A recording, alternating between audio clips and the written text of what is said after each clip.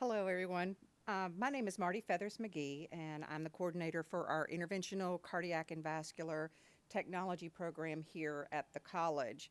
This afternoon, it is my distinct pleasure to introduce a colleague from a close associate, Dr. Barbara Pisani. Dr. Pisani graduated from New York College of Osteopathic Medicine at the New York Institute of Technology in 1986. She currently practices in Winston-Salem and specializes in cardiovascular disease at Wake Forest Baptist Medical Center. In addition, Dr. Pisani serves as a professor and as the medical director of heart failure, heart transplant, and mechanical circulatory support at Wake Forest Baptist Medical Center. Dr. Pisani is a fellow of the American College of Cardiology and has been selected as regional top doctor by Castle Conley since 2007. She has received numerous awards and recognitions throughout the years, and she has authored a number of peer-reviewed publications, including articles for Transplant Proceedings, the Journal of Heart and Lung Transplantation, the Journal of American Society of Echocardiography, and the Journal of Parenteral and Enteral Nutrition. Dr. Pisani is a member of several professional organizations, including the American College of Physicians, the Heart Failure Society of America, and the American as well as the International Society of Transplantation. It is clear that Dr. Pisani possesses a passion for her work with heart disease, with heart failure, with mechanical circulatory support, heart transplant, and critical care cardiology. Her patients place great trust in her decision-making abilities and processes, and they provide the highest praise for her listening skills and her ability to explain complex issues. They also praise the amount of time that she spends with them individually. And on a personal standpoint, I would like to say that our students praise her ability to explain complex procedures in the cath lab. So please help me give a warm welcome this afternoon to Dr. Barbara Pisani.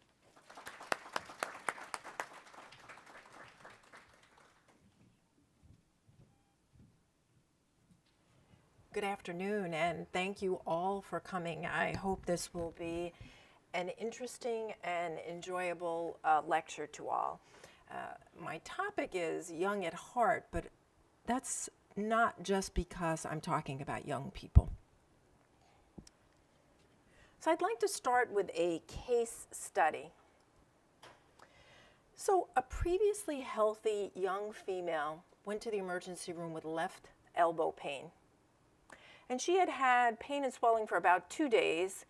And while she was in the emergency room waiting with a complaint of elbow pain, she had a cardiac arrest. She had CPR, she was put on a respirator, and she was transferred to our organization. Our initial labs were really unremarkable except for an elevated white blood cell count, which is consistent with having an infection. Later, she was noted to have some other abnormal lab tests, in particular a troponin, which is consistent with someone who has a heart attack. Her ultrasound, which you can see here, this is the left ventricle, this is the right ventricle, the left upper and the right upper chambers.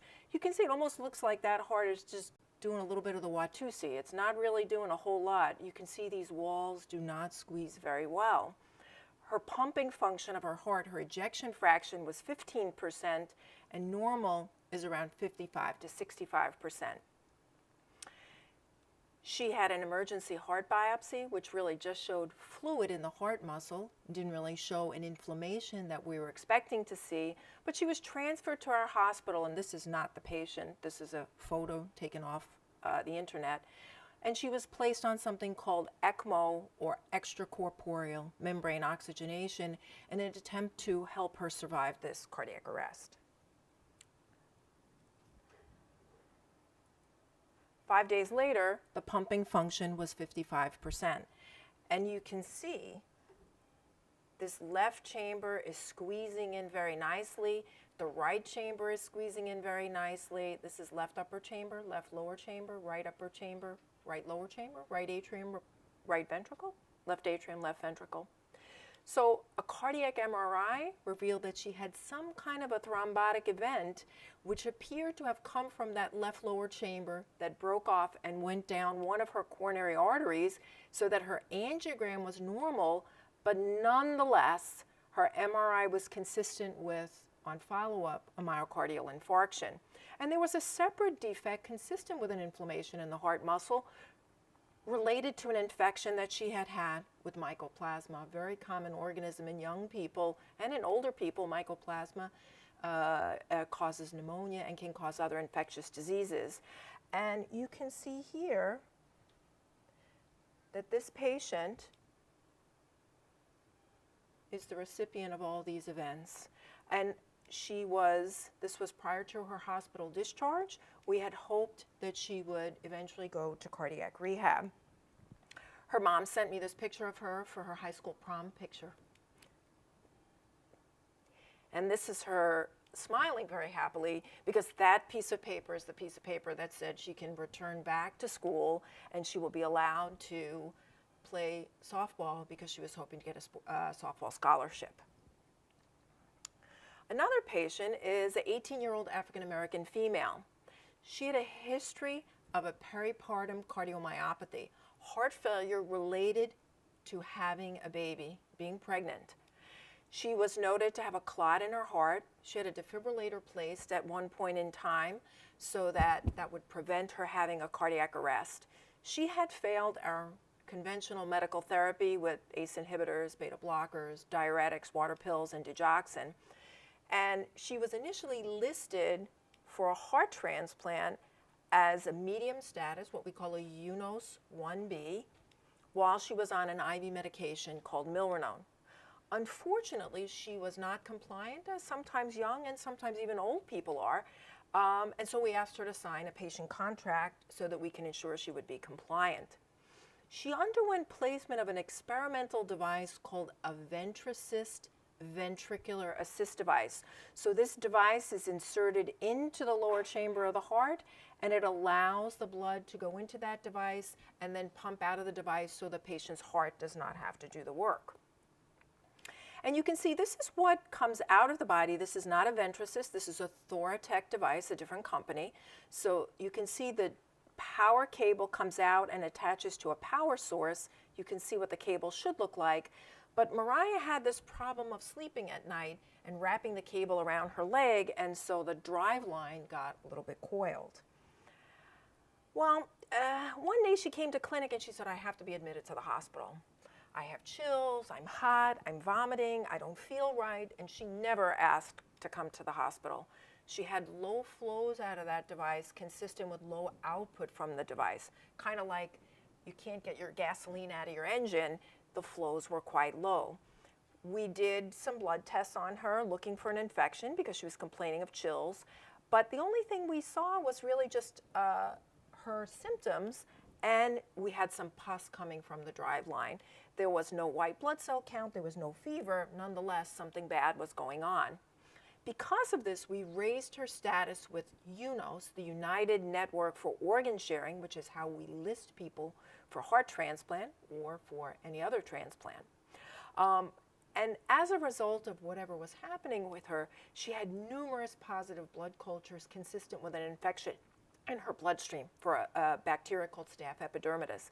She also had a different bacteria, diphtheroids, in her urine and coming out of the driveline site. So we told her, we're going to put in this PICC line over here, and we're going to give you some IV antibiotics. This is the same PICC line we use for the milrinone for her to get listed with transplant, but we were concerned that perhaps a defibrillator, the PICC line, or even the device itself could be infected, and that would mean that she might potentially need to have that device taken out.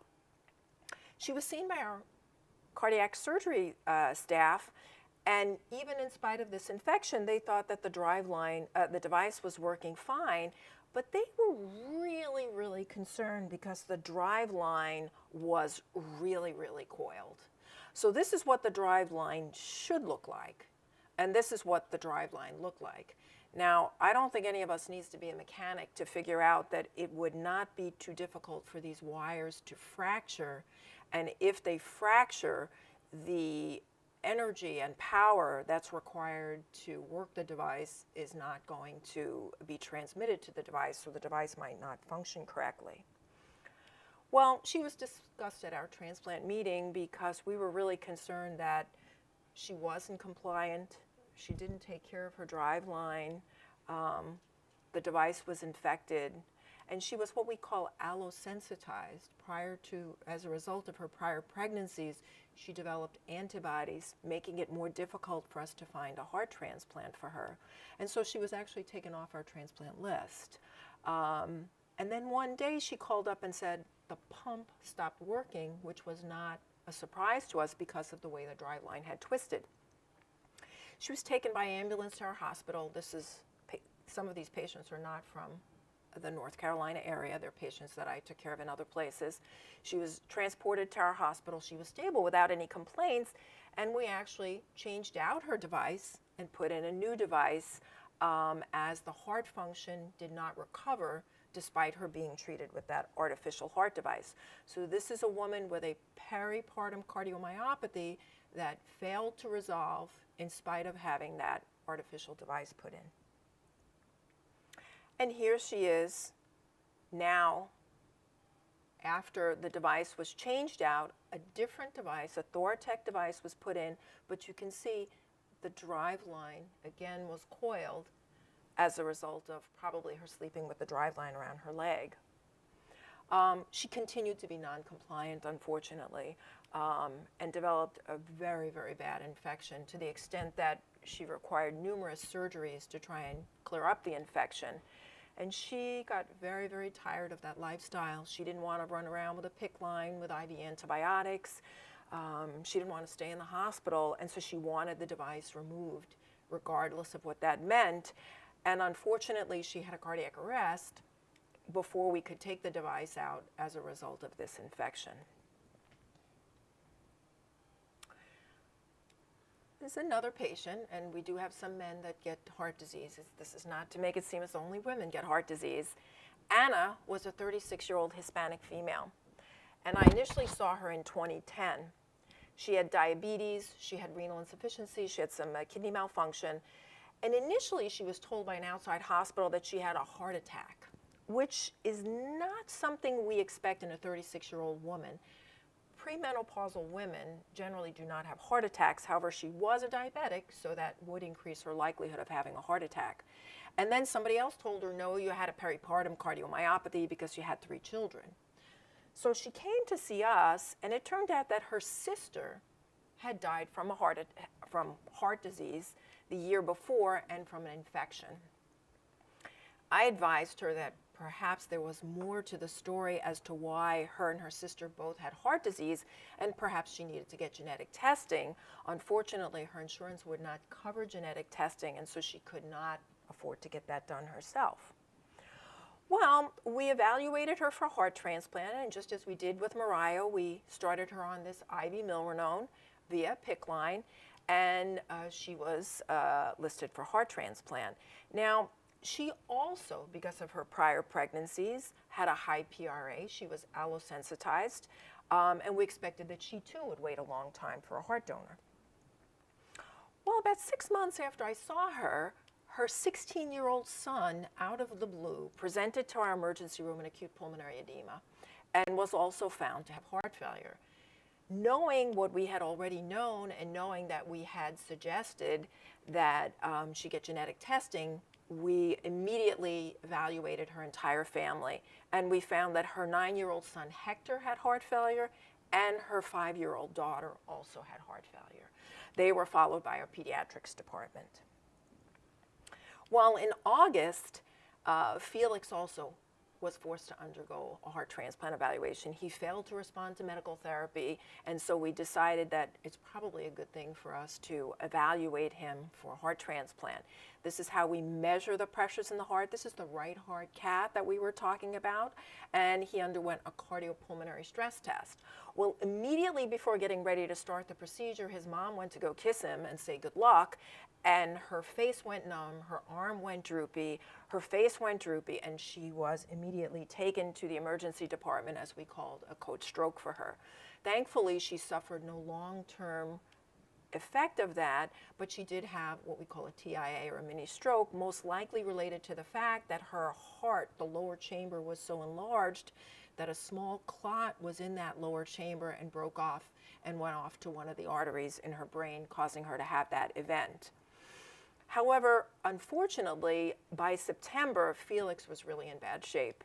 He was homeschooled, and he was as bad as his mother was, and it took his mother 32 years to get that way. He unfortunately became that way at the age of 16.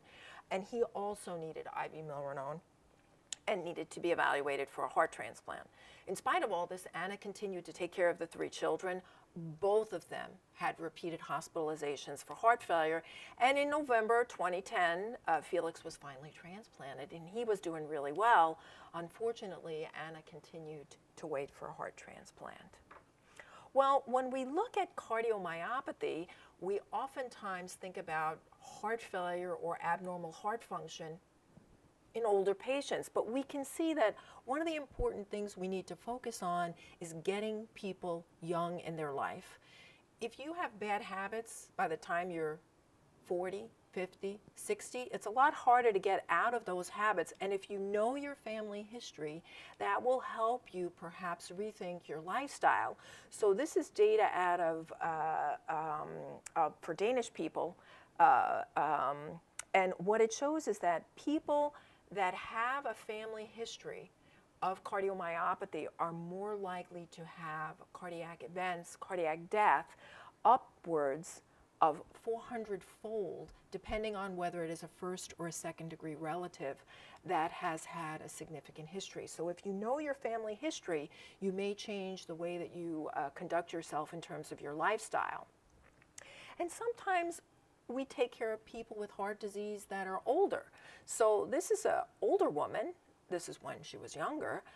She had diabetes, she had hypertension, she had atrial fibrillation, an irregular heartbeat. The upper chambers were not functioning normally, causing her heart to malfunction.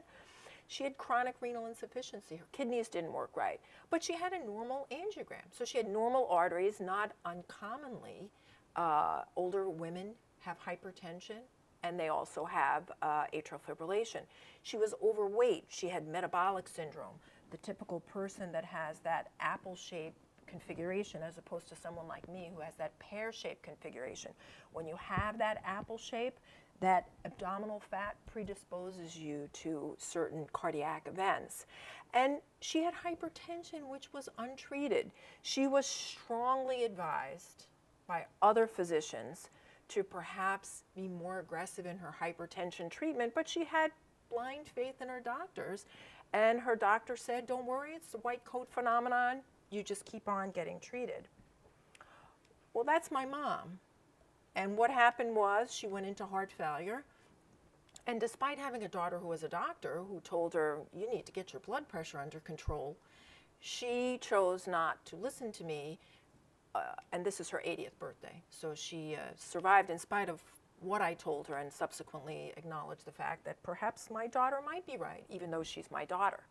So this is the old face of heart disease. Most of us think of heart disease as older people who've had a heart attack, who've had a stroke, who've had valve surgery, who've had aortic dissections. But really, the new face of heart disease is very different as the technology moves forward. This is a case report from Columbia in New York. This woman had the device that the patient that died with, that Thorotech device, and had a baby while she had that device in place. For children that are born with congenital heart disease, pericarditis, that's Tony Braxton, cardiac arrhythmias, Miley Cyrus, and I'm blanking on his name right now, this snowboarder who has tetralogy of Fallot, congenital heart disease. And this is one of our heart transplant recipients, young person that changed his lifestyle and also got a heart transplant. So when we look at people with heart disease, this is what a normal heart looks like. And if you remember the very first echo that I showed you, you could see how big that left lower chamber, that left ventricle was in comparison to this right ventricle. And you could see why Anna could easily have a stroke. There could be any little clot in all these little nooks and crannies of the heart. So what we're trying to do when people have hypertension, when they have coronary artery disease, when they have other risk factors for heart disease, is to prevent prevent this from happening so that they do not develop symptoms from heart failure. Because saying you have heart failure is like saying you have a car. It doesn't say if you have a Mercedes, it doesn't say if you have a Volvo, it doesn't say if it's gas driven or diesel or electric. It just tells you that you have a heart problem. And when we look at patients with heart failure, this is what the normal heart looks like. This is how big your heart should be. This is how big it is. You can see these huge boggy hearts that make it difficult to sustain the output from the heart. But you can see there's a percentage of patients that also have this very thick hypertrophied heart. This is what we see in people that have hypertension. The heart squeezes okay, it can't relax. And because it can't relax, the pressures in the heart are abnormal, and that's what causes patients to have symptoms of heart failure. Well, you can see that some patients are very young and develop this. This is a genetic disease. This is hypertrophic cardiomyopathy. This young woman underwent a heart transplant at our hospital, but she was diagnosed initially with heart failure when she was 18. This is a autosomal dominant. That means that if I pass it on, there's a 50% chance that one of my kids is going to get it if I have it. It increases the likelihood not only of heart failure, but also sudden death. And these mutations you can see here in the beta-myosin heavy chain or the myosin building C protein for these patients. So there's a way to do genetic testing and find out if your children will have this also. And this is one of our patients who had a peripartum cardiomyopathy. She had 2 artificial heart devices put in and then subsequently had the second one explanted and taken out, and she is at home leading a normal life. So not everyone that has heart disease or develops heart failure does not recover from that event. And you can see that heart failure is a very, very common disease. 6 million Americans have heart failure, almost 3% of the adult population. This is the only form of heart disease that's increasing in prevalence. And part of that is because we survive our heart attack. We survive our stroke. We survive our sudden death. We survive hypertension because we treat it better now, and instead we develop heart failure. The lifetime risk of heart failure is between 1 in 5 for patients between the age of 40 and 80. And some of us are over 40 here. There are almost 800,000 new cases each year. This contributes to almost 300,000 deaths each year, over 1 million hospitalizations, readmission rates, 23%, much like Anna and her son repeatedly coming into the hospital because we don't have a lot of options for them. Almost 100,000 clinic visits, mortality, 50% at 5 years. If I told you you had cancer and had a 50% chance of dying, you would be floored. Patients do not understand the significance of this when they have heart failure. This is the #1 reason why people over the age of 65 are admitted to the hospital. It costs more money to take care of heart failure than every cancer present. By the year 2030, almost $70 billion a year will be spent on heart failure care. Well, what are the risk factors for heart failure? Coronary artery disease. I have a heart attack. A heart attack means a portion of the heart muscle dies. As a result, if a portion of the heart muscle dies and it doesn't work right, then the rest of the heart cannot work right. Diabetes. Diabetes predisposes you to heart attacks. Hypertension. Uncontrolled hypertension. Obesity. Obesity increases the likelihood of diabetes. Hyperlipidemia. Alcohol. Many people do not realize that not only does alcohol cause cirrhosis, but alcohol can cause a cardiomyopathy. And if your cardiomyopathy is present long enough, you can get cirrhosis from your heart, cardiac cirrhosis. Cigarette smoking. Worst thing in the world you can do, costs you a ton of money, in addition to all the other bad things. High cholesterol, older patients and younger patients, people with congenital heart disease. Family history. Know your family history. If your mom had a heart attack when she was 30, if your dad had a stroke when he was 50, watch out for when you turn 30 or when you turn 50 because it might happen to you. Congenital heart disease, valvular heart disease, overactive or underactive thyroid, cardiotoxic drugs, people who survive cancer. One of the largest growing groups of people with heart failure, patients who were exposed to chemotherapy when they were younger. Pregnancy, as the last 2 cases I showed you. Anemia, some other uncommon diseases, peripheral vascular disease. If you have blockages here and blockages here, you might have blockages here too.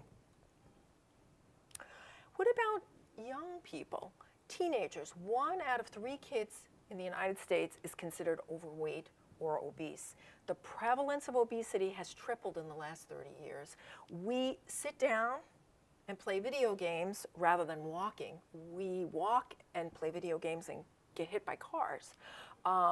There was a study of 760 teenagers who had expired, and what they found was that many of these patients had already cholesterol buildup. Older data looking at patients, survivors, or I should say non-survivors, who were Vietnam casualties, were also shown to have coronary artery disease. So really, this has become more of a pediatric problem because how I eat, how I conduct myself lifestyle-wise is probably how I will have my children conduct themselves. 1/5 of young men aged 30 to 40 already had advanced plaques, and men were twice as likely to have these plaques as women were. So that premenopausal state that women benefit by having estrogen goes away when we become menopausal. So women, if we do a good job when we're young, hopefully we'll do well by the time we get older. What about hypertension? Hypertension in teens and adolescents, or in children and adolescents, is growing. In 3 to 18-year-olds, the prevalence of pre-hypertension is 3.4%, and of hypertension is 3.6%. But if you look at the combination of pre-hypertension and hypertension in adolescents who are obese, over 30% in boys and 25 to 30% in girls. So this is really a common problem. Children who have hypertension are predisposed to have hypertension as adults. There are some congenital heart diseases, for example, coarctation, that can predispose you to hypertension. And this is the number we're looking at. You want to know what your blood pressure is. It's funny, we know how many miles to the gallon our car gets. We know what our gas bill is. We know how many minutes we have, on our cell phone, but we don't know our blood pressure, we don't know our cholesterol, and we don't know the important things that actually will impact on our own lives individually. What about smoking? I'm not going to tell you all this stuff because everyone knows all this stuff. I'm going to tell you that smoking increases your blood pressure. It decreases your exercise tolerance. If you can't breathe, you can't exercise. It increases the tendency for blood clots. It makes you hypercoagulable. If you smoke, you get coronary artery disease. If you get coronary artery disease and you need bypass surgery, you're more apt to have recurrence after the bypass surgery, and you're more apt to have the bypass grafts closed down. It is the most important risk factor for young men and for young women. And women who smoke and take birth control pills are at a greater risk of developing stroke as a result of that. And older women who smoke and take birth controls at a very significant risk of stroke. So just looking at yet another reason not to smoke, in North Carolina, and I pulled this information off the internet, the average pack of cigarettes costs $5.45. So if you smoke a pack a day for 20 years, that's $39,000. I had the pleasure of going to Las Vegas this weekend, and I don't gamble, but I was in the casino walking through, and there was a nice lady selling packs of cigarettes, $12.95 for a pack of cigarettes in Las Vegas. So think about all the money you could save by not smoking. What about alcohol abuse? Again, I'm not going to discuss all this stuff, car accidents, date rape. These are all important factors. I'm going to talk about the heart. Alcoholic cardiomyopathy, holiday heart. You just decide, well, I'm going to just go drinking for a couple of days over the weekend, and patients develop atrial fibrillation. Increased likelihood of hypertension, hypertriglyceridemia, high calories. You know how many calories are in a beer if you drink a six-pack? That's 600 calories. That's 1/3 almost of what you should be eating for the whole day. And if you drink mixed drinks with all sorts of fruity stuff in there, yet more calories, greater likelihood of diabetes. So when we look at people that have heart disease, it's not necessarily just having a heart problem. It's people who have diabetes, people who have hypertension, people who have survived cancer, all of these people. And they do not discriminate. They don't care what color you are. They don't care if you're a man or a woman, and they don't care if you're old or young. They just know that you can get heart disease. And when we look at cardiovascular disease trends, you can see that there is a trend toward improving mortality, but that is not quite as good in women as it is in men. And you can see this is data collected from 1979 to 2011, which shows that the mortality has been decreasing, but not to the extent that we would hope in the more contemporary decades.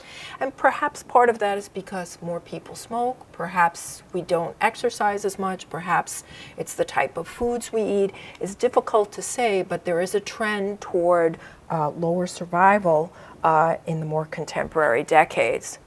So let's talk a little bit about heart failure, since that's what I do for a living. What are the symptoms of heart failure? Shortness of breath, swelling of the feet, low energy. I can't lie flat in bed at night. I wake up at night, I have a cough. I may have a heaviness in my chest. I'm swollen. My legs are swollen. This is sometimes why pregnant women are not noted to have these cardiomyopathies, because when you're pregnant, your legs are swollen. Cough. I had a patient that I saw a couple of weeks ago who drinks 48 beers a week. And he went to the emergency room 3 times with a cough and feeling weak and tired, and was treated 3 times for bronchitis before he made his way to our hospital, and we diagnosed him with heart failure.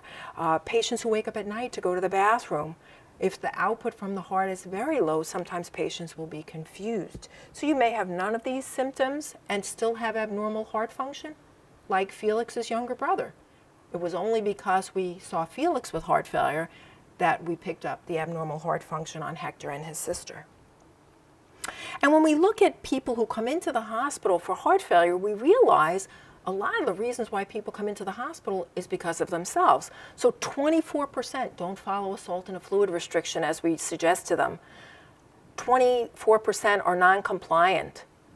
20% fail to seek advice. So if you have a disease, and it doesn't matter what disease you have, if you're not getting better or you're getting worse, you need to seek attention or you need to get a second opinion. Maybe you're not taking your medication correctly.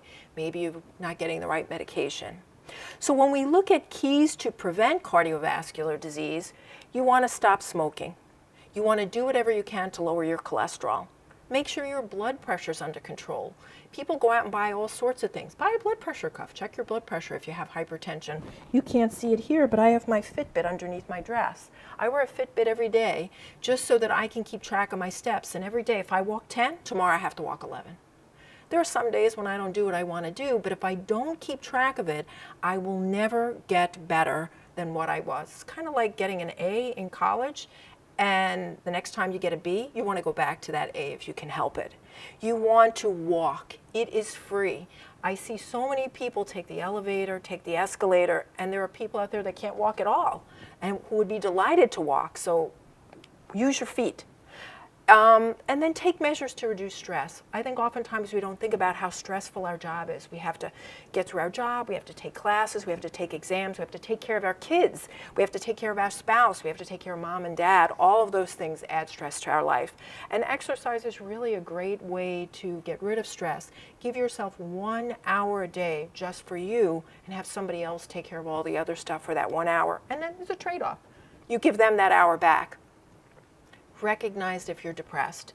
If you're depressed, you might drink, you might smoke, you might take drugs, you might not feel like getting out of bed and taking your medication, and that can also make you feel worse.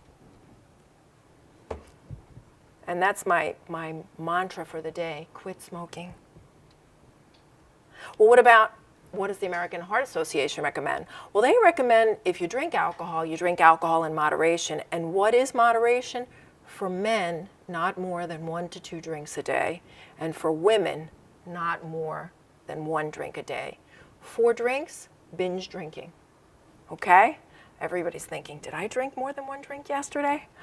And this is what 1 drink is: a 12-ounce beer, 4-ounce glass of wine, 1.5 ounces of 80 proof. And I can't tell you what 100 proof is because I don't drink 100 proof spirits, but that might be bourbon, I guess, or something like that. What about exercise?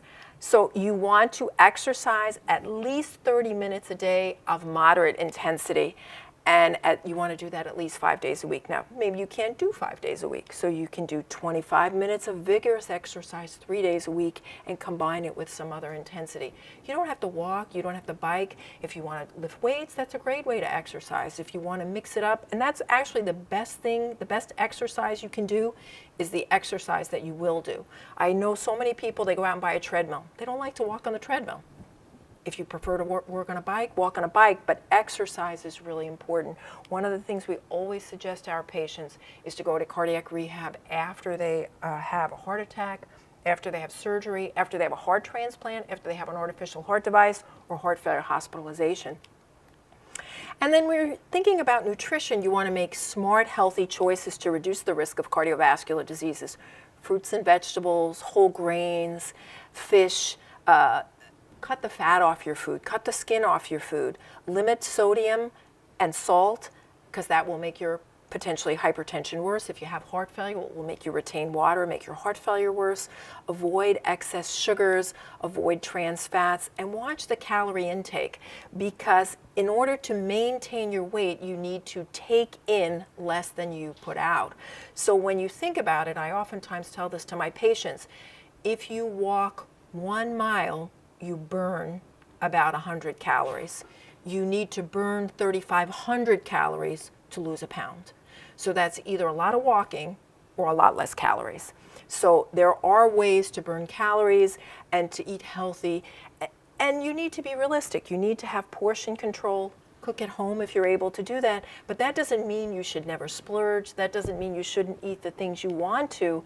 It's better to say, I want a cookie, have a cookie, rather than deprive yourself and have a pound of cookies the next day and feel like you're angry at yourself. All of us will make little slips like that, and that's okay. That's what life is all about. So you want to follow a heart-healthy diet. You want to reduce meat intake, and you want to really eat healthy. Drink water if you can. Try and avoid soda, because that, especially the sweetened sodas or some of the other drinks that have a lot of calories in them. And think about it not as a diet. It's a lifestyle. Rich people do this stuff. They have somebody massage them, cook them healthy foods, tell them how to walk on a treadmill. We can do all that, and we can do it for free. Well, how can you avoid getting heart failure? Well, the most important thing is really to treat the risk factors and recognize the risk factors. I have hypertension, I have diabetes, I have high cholesterol. My mom had a heart attack.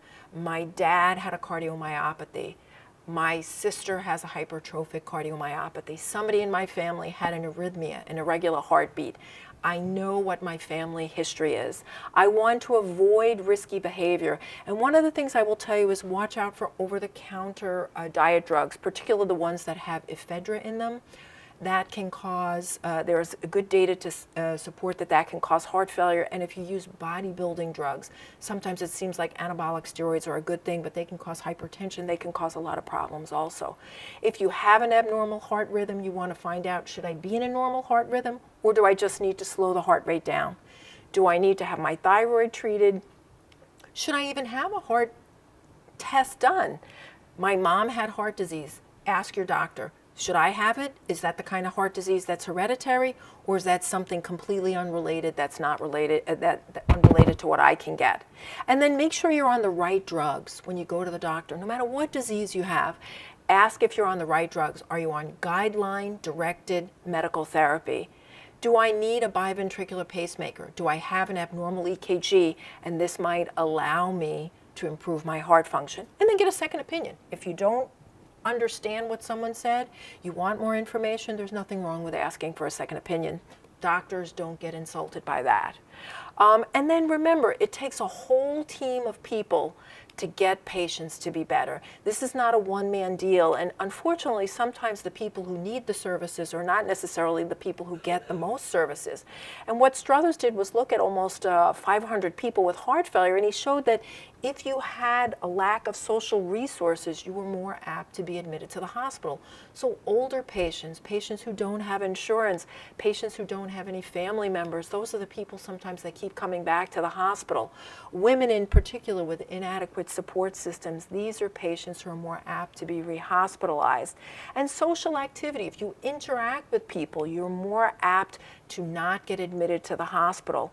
And cardiac rehab, again, exercise, interaction with other people has been shown to be helpful in terms of improving well-being and emotional support. And that's for patients with heart failure and patients without heart failure. Well, this is really a continuum of care. This requires when patients get heart failure. This is one of our heart transplant patients. He was a hypertrophic cardiomyopathy, much like the young woman I showed you who got disease at 18, and hopefully his grandchild will not be one of those individuals who will get that. But this requires heart failure cardiology, interventional cardiology. It requires our social work services, financial services, electrophysiology, transplant services, our critical care department, pastoral care, social work, palliative care, rehab, genetic testing, and pediatrics sometimes when young children are involved, so that everyone can have good, healthy living. So what happened to Anna? So Anna's younger son, Hector, also developed severe heart failure, and he received a heart transplant in 2011. And then finally in 2012, Anna did get her heart transplant 2 years after she presented to us initially. So what's the upshot here? Information is power. It's your life, ask questions. Am I getting evidence-based therapy, regardless of what disease you have? Do I need to get a second opinion? Do I need to change my medications? Is there a new drug on the market? Is there an experimental drug that I need to take? Change your lifestyle. Changing your lifestyle is free and it has no side effects. Control your blood pressure, your cholesterol, and your diabetes. Have a positive attitude. Know your family history. Pass on the power. If you have a problem, you may hate your brother or your sister, just let them know you have a problem that they themselves may get as a result of some genetic abnormality. And seek early medical attention. Whenever you feel something that is not what you normally feel, whether it's your heart or any other problem, seek medical attention so you can find out if it's something that needs therapy. And the American Heart Association is strongly involved in research, so please get involved in research because that will help us and our future generations. And you can get a lot of this information on the website for the American College of Cardiology, the American Heart Association, the International Society of Heart and Lung Transplant, and the Heart Failure Society of America. And I would be happy to try and answer any questions if I can. Thank you. Great. Well, Dr. Pisani, what a great lecture. And if you are so kind to take some questions, that would be great. I have a roving mic here, and we're taping this. It's actually streamed as well. So if somebody does want to ask Dr. Pisani a question, just raise your hand. Okay.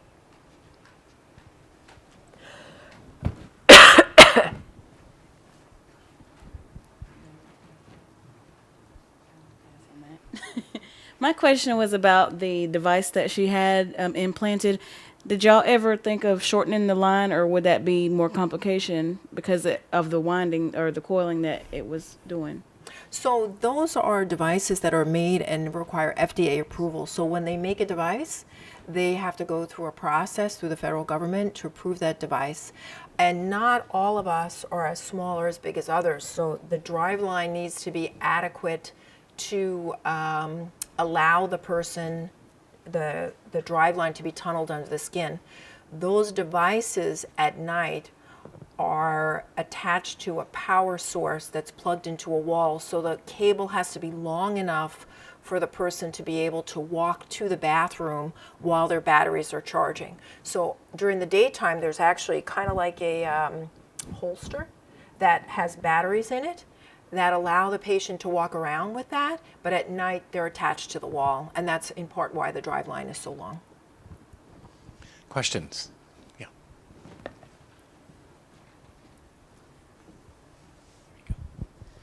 I guess my question would be, I know you're advocating for healthy living. I know a big complaint for some people would be, eating healthy costs money, and gym memberships cost money, and that could be a block for some people. Just to gain a little perspective, those procedures that we saw at the beginning, how much do those usually run somebody? Which procedures are you talking about? The implants of those devices. Oh, those implants are pretty expensive. We don't ask patients to pay for those out of pocket. I would say probably the average device implant would cost somewhere between $250,000 and $500,000. Wow. Okay. Thank you. So if you think about it, healthy living is actually cheap. Questions?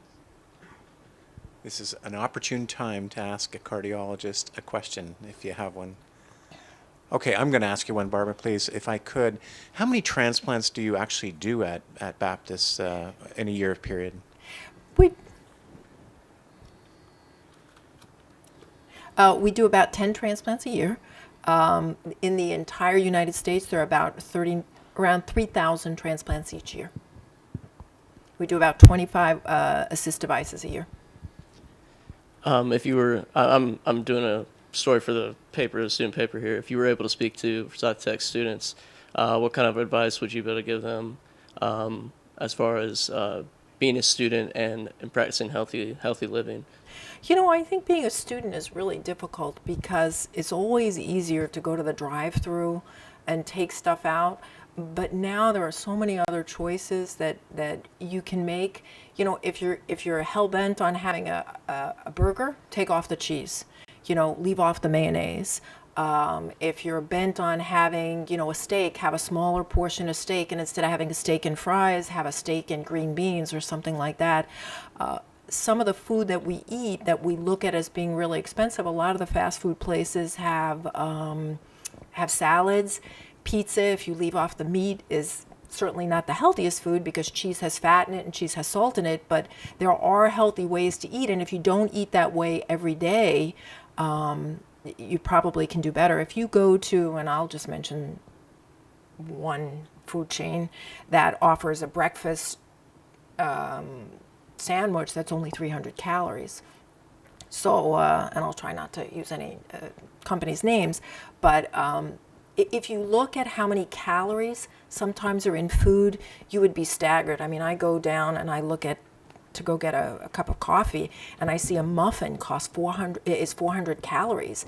I mean, you could have 4 bananas and be so much healthier, and you'd be stuffed after 4 bananas. So you just really have to think about when you're eating. Yogurt is pretty cheap. You can get a container of yogurt for 79 cents, and that's 100 calories. More questions? Well, it's because we're taping. Sorry. Well, I just wanted to know what happened with Anna's little girl, because the boys had heart condition. Did the girl develop something also? I mean, did hers get any worse than what it started at? I don't know, because those were patients I took care of in Chicago. Okay. And so I've been here for the last 2 years, so I don't know what happened to her daughter. But when I left, they were up dosing her heart failure medications because her heart function was abnormal. But I know Anna's doing well. I know Felix got married and had a child, and I don't know. I haven't heard anything about Hector.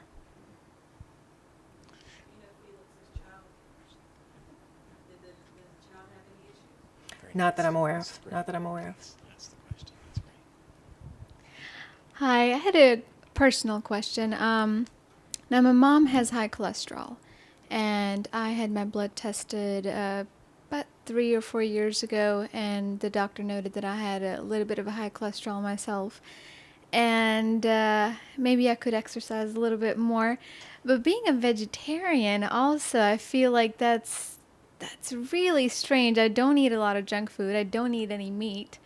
I mean, what would you recommend in my case? Well, if you eat a lot of cheese, that's one thing that will raise your cholesterol. I don't know if you're a strict vegetarian or a vegan, so certainly if you eat cheese, that's something to cut out. And then you also need to keep in mind that not eating fat is not the only thing that raises your cholesterol. So, you can eat unhealthy foods like fried potato chips. You know what I mean? So those things will also raise your cholesterol, and if you have high blood sugars, that can also be a contributing factor. So exercise is one way to increase your good cholesterol. If you don't smoke, that's good. If you do smoke, not smoking increases your good cholesterol. But for people who are vegetarians, sometimes the real problem is your genes, and that's one of the things you can't change. And sometimes that will require cholesterol-lowering medication. Thank you.